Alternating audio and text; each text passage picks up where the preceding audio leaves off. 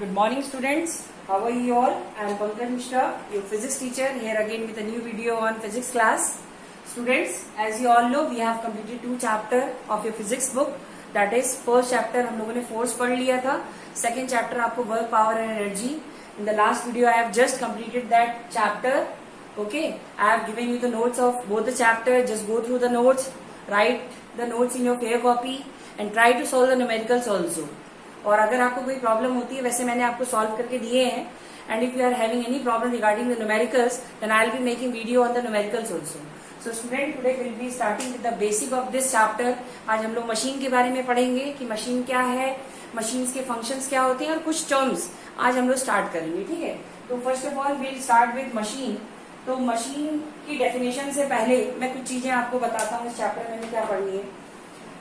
Basically machine का मतलब क्या हुआ, कुछ एक इस तरीके का डिवाइस जो रेजिस्टिव फोर्स को ओवरकम कर जाए बाय अप्लाइंग लेस एफर्ट. मतलब क्या हुआ, अब इसका मतलब क्या है. जैसे फॉर एग्जांपल, अगर हमें कोई भी, जैसे हमने कार है, ठीक है, हमारे पास, और अगर वो पंचर हो जाती है तो हम लोग क्या करते हैं, वहां पे जैक स्क्रू का इस्तेमाल करते हैं. ठीक है, वहां पे जैक का इस्तेमाल करते हैं और उससे अपलिफ्ट करते हैं कार को, क्योंकि वैसे तो हम कार को अपलिफ्ट कर नहीं सकते. Then what will you we use jack screw. With the help of that, we lift the car and we can easily take out the wheel from the car. और पंचर उसका बन जाता है. तो वहां पे हमने क्या किया, बाय अप्लाइंग लेस एफर्ट, थोड़ा सा एफर्ट लगा के हमने क्या किया, रेजिस्टिव फोर्स को ओवरकम कर लिया. एक एग्जांपल और ले लेते हैं हम लोग. जैसे हम लोग वेल से क्या करते हैं, बकेट से पानी निकालते हैं. तो वैसे नॉर्मली अगर हम बात करें, अगर हम लोग विदाउट पुली उसको करें, if we are using pulley, तो then we are using a machine ना. Pulley is a kind of machine. But अगर हम लोग नॉर्मली उसको उठा रहे हैं, वेल से पानी को निकाल रहे हैं, then what will happen, we have to apply the effort in the upward direction, which is not convenient. वो बहुत प्रॉब्लमेटिक होता है और काफी एफर्ट आपको लगाना पड़ता है. बट अगर आप कोई single fix pulley, later on I will be discussing what is single fix pulley and single movable pulley. But इतना जानिए, अगर हम लोग पुली का इस्तेमाल कर लेते हैं, वेल्स में देखते होंगे आजकल मॉडर्न टेक्नोलॉजी में वी यूज पुली सिस्टम का इस्तेमाल करते हैं. तो उसमें क्या होता है कि जब आप रस्सी को खींचते हैं, देन व्हाट विल हैपन, आप एफर्ट डाउनवर्ड डायरेक्शन में लगाते हैं और जो लोड है आपका बकेट वाला, वो अपवर्ड डायरेक्शन की तरफ ऊपर आ जाता है. तो लेस एफर्ट लगा के हम लोग क्या कर लेते हैं, बेसिकली अपने काम को इजीली कर लेते हैं. तो मशीन्स बेसिकली, अगर आप लोगों से कोई कहे कि मशीन की डेफिनेशन बतानी है, तो आप लोग क्या बोलेंगे, machine is a kind of device. Machine, it is a kind of device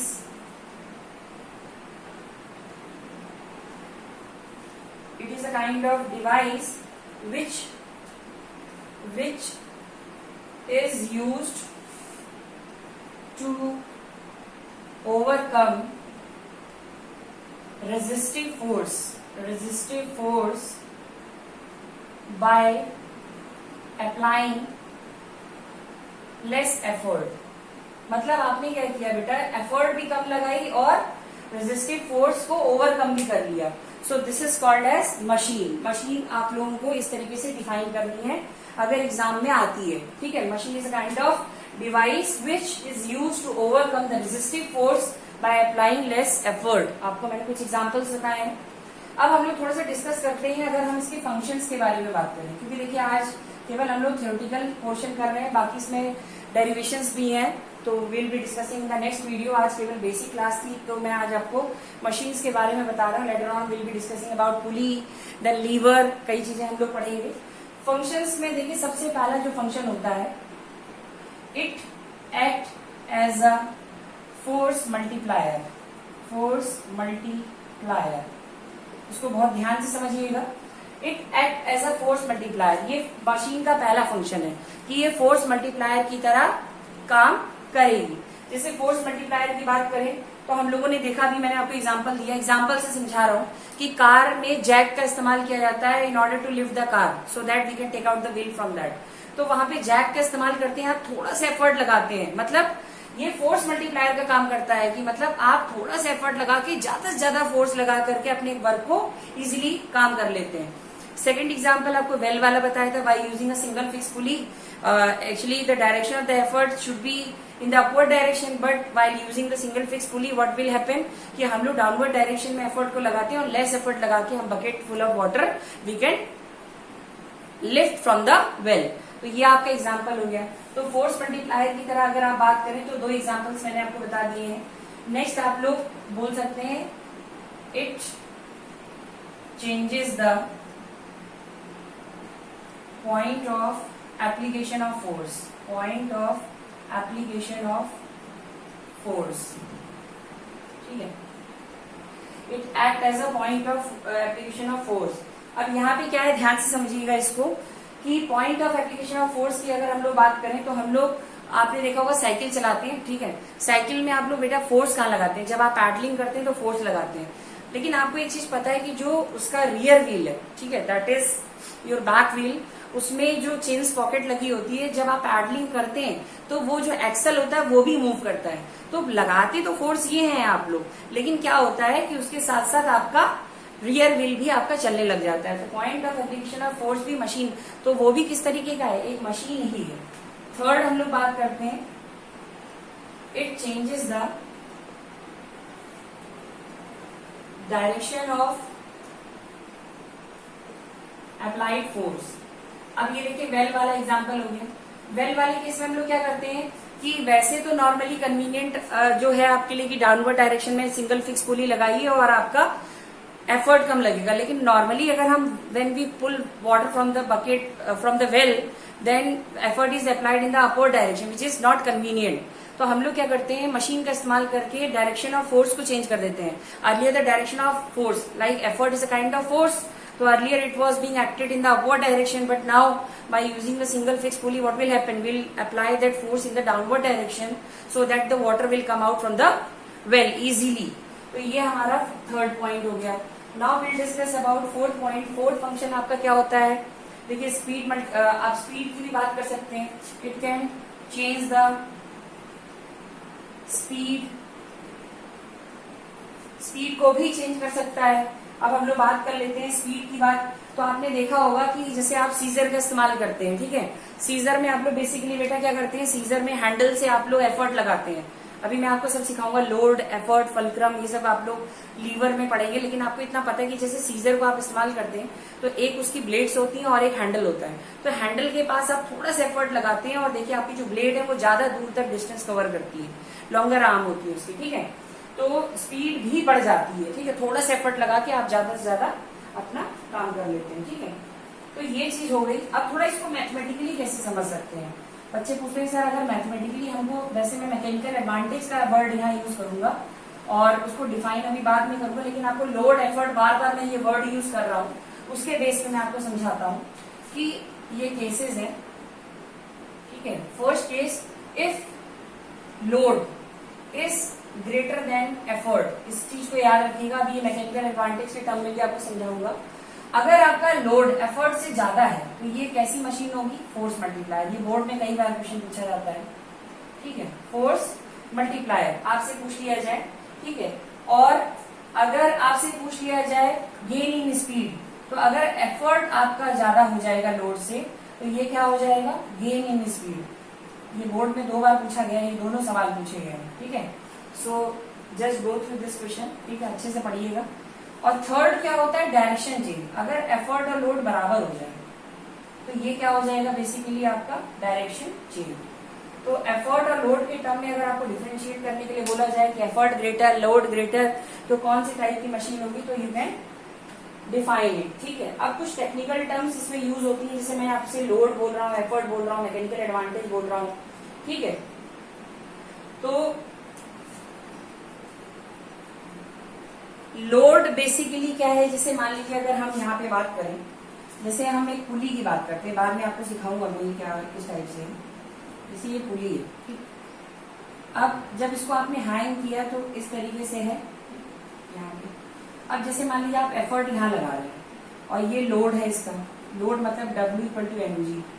तो इस लोड को ओवरकम करने के लिए जो एफर्ट आप लगा रहे हैं यही तो हुआ भाई। आपने क्या किया, पुली में रिजिड सपोर्ट है मान लीजिए, तो आपने एफर्ट यहाँ डाउनवर्ड डायरेक्शन में लगाया तो ये लोड ऊपर की तरफ आएगा। तो यहाँ पर जिस फोर्स का इस्तेमाल इस लोड को ओवरकम करने के लिए लगता है वो एफर्ट होता है, और जो इसका एक्चुअल वेट होता है इस ऑब्जेक्ट का वो आपका क्या कहलाता है, वेट, ठीक है। अब आपसे पूछा जाता है इसमें मैकेनिकल एडवांटेज, एक चीज पूछी जाती है और यहाँ एफर्ट और आपसे लोड की अगर यूनिट पूछा जाएगा तो दोनों फोर्सेस हैं, न्यूटन ही लिखेंगे आप लोग, ठीक है। मैकेनिकल एडवांटेज बहुत इंपॉर्टेंट टर्म था, इसको ध्यान से समझिएगा।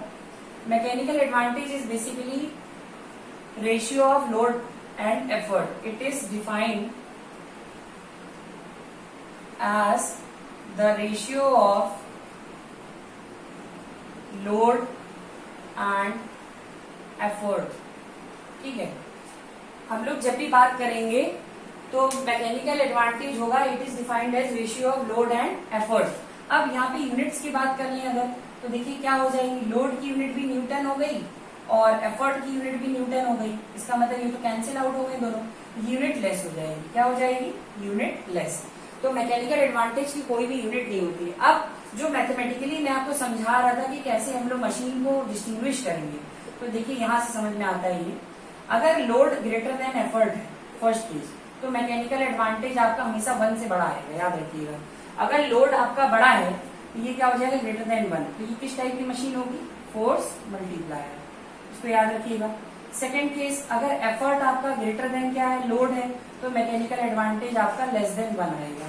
तो कैसी मशीन हो जाएगी ये आपकी स्पीड वाली हो जाएगी, स्पीड चेंज वाली टाइप की मशीन हो जाएगी, ठीक है। ये छोटे छोटे टाइप के क्वेश्चन आपके आते हैं एग्जाम्स में। और थर्ड आपका हो जाएगा, अगर आपका लोड और एफर्ट बराबर हो जाए, तो देखिए mechanical advantage is equal to load by effort होता है, तो एल और ई इक्वल है, तो ई बाय ई कट के 1 आ गया। तो ये किस टाइप की मशीन हो जाएगी, डायरेक्शन चेंज। तो इस टाइप की जो मशीन होगी वो आपकी डायरेक्शन चेंज वाली टाइप की मशीन हो जाएगी। So this is how we have to write, किस तरीके से हम लोगों को इनको लिखना है, ठीक है। मैकेनिकल एडवांटेज की कोई यूनिट नहीं होती है। और इसके बाद आपका टेक्निकल टर्म्स ही हम लोग आज डिस्कस कर रहे हैं, क्योंकि अभी मैथमेटिकली बाद में इनके डेरिवेशंस भी हमें पढ़ने हैं। एक चीज होता है आपका वेलोसिटी रेशियो, आगे चल के इन्हीं पे एक रिलेशन भी हमें निकालना है। वेलोसिटी रेशियो VR, इसको बेसिकली हम लोग जब पुलिस के टर्म्स में बोलेंगे तब जितनी नंबर ऑफ पुलिस होती है वही हो जाता है, वरना ये DE/DL होता है। इसका फॉर्मूला होता है DE/DL, जहां पे DE आपका हो गया डिस्प्लेसमेंट ऑफ एफर्ट और DL हो गया आपका डिस्प्लेसमेंट ऑफ लोड, ये हो गया DE/DL। और जब ये दोनों इक्वल हो जाएंगे तो केस क्या हो जाएगा, इफ DE=DL तो DE=DL हो गया, तो VR=1 हो जाएगा। वेलोसिटी रेशियो ये आइडल केसेस हो गए, ठीक है। अब हम लोग इसी में पढ़ते हुए ध्यान से देखते हैं, एक चीज और यूज होगी एफिशिएंसी, जिसको हम लोग बोलते हैं एफिशिएंसी। ये बेसिकली क्या होगा, mechanical advantage upon velocity ratio into 100। जब परसेंटेज की बारी होगी तो यहाँ 100 लगाना जरूरी है, और ये दोनों वैल्यूज आपको कैलकुलेटेड रहेंगी। तो मैकेनिकल एडवांटेज, वेलोसिटी रेशियो और ये देख लेंगे। और इसी में आइडल केस हमको पढ़ना है। आइडल केस क्या होता है कि कोई भी मशीन जो है वो आइडल हो सकती है कि नहीं, आइडल मशीन। तो no machine can not, any machine can not be an ideal machine, because आप लोगों को एक चीज पता है, किसी भी मशीन की एफिशिएंसी 100% नहीं होती है। क्योंकि अगर आप कोई भी मशीन की बात करें तो some part of the machine is being wasted in moving the part of the machine, some energy is being wasted in moving the part of the machine, and some part of the energy is being wasted in overcoming friction। जो friction लगेगा जब machine कोई चल रही है, frictional force obviously है, उसमें लगेगा ही लगेगा। सो इसमें एनर्जी जब वेस्ट हो जाएगी तो जो आपकी एनर्जी है, वर्क आउटपुट कभी भी वर्क इनपुट के बराबर नहीं होगा। तो कभी भी आइडल मशीन आपकी पॉसिबल नहीं है। इसी के बेस पे हम लोग प्रिंसिपल ऑफ मशीन के बारे में बोलते हैं, जो कि क्या कहता है आपका principle of machine. Principle of machine states that कि जितना वर्क आउटपुट है उतना ही वर्क इनपुट होना चाहिए। मतलब effort into effort arm and load into load arm, ये हमारा फॉर्मूला होता है। इसका मतलब ये हुआ, अगर हम इसको इधर से बनाएं तो load upon effort is equal to effort arm upon load arm, और ये किसके इक्वल होता है, मैकेनिकल एडवांटेज के। तो अगर हमें मैकेनिकल एडवांटेज लोड और एफर्ट मतलब फोर्सेस के टर्म में लिखा हुआ है तो we will use this formula, और अगर आपको आर्म्स के रिस्पेक्ट में दिया है then we will use effort arm upon load arm.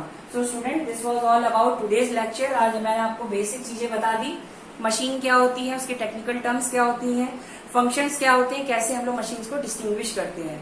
Okay, so just go through my videos, इसको अच्छे से देखिएगा and see my previous videos also, because सारे chapters एक दूसरे से interconnected हैं. Later on I will be providing you the notes of this chapter. Just go through my notes and try to write it in your fair copy and ask your doubts in the groups, or you can call and personally text me. Thank you.